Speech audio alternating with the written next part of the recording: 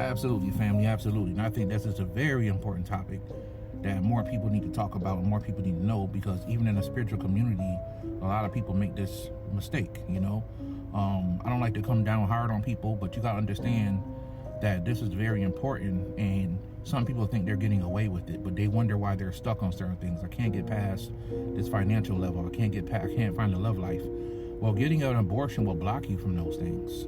Okay? So being a man as well, some men think they got away and it's all on the woman. No, it affects the man too. It affects the man too. Some men are like, man, I can't reach this certain level in my life.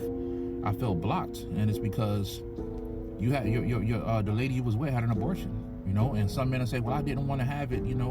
She did it. It still affects you, brother. It still affects you. Okay.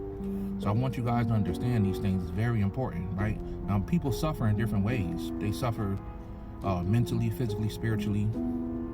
Maybe you had child abuse going on when you were a kid, psychological abuse, and sexual abuse, physical abuse, whatever it is. Some of us have went through things with our parents, just growing up in the neighborhood you went through. You might have seen some violent acts.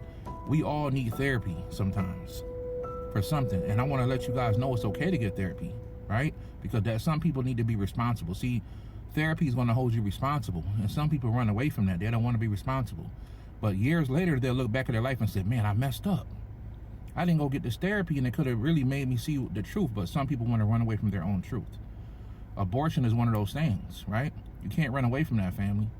One of the biggest mistakes I see in relationships and people in the world is that they they live in the moment too much.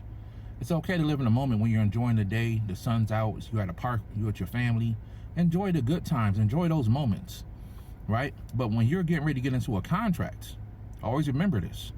Getting ready to get into a relationship with somebody, or a possible relationship with someone, is a contract. Sleeping and having sex with someone is a contract.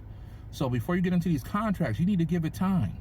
You need to give it at least a good 3 months before you think about even sleeping with somebody, right? Laying down with somebody, see who this person is. The truth about a person always comes out over time.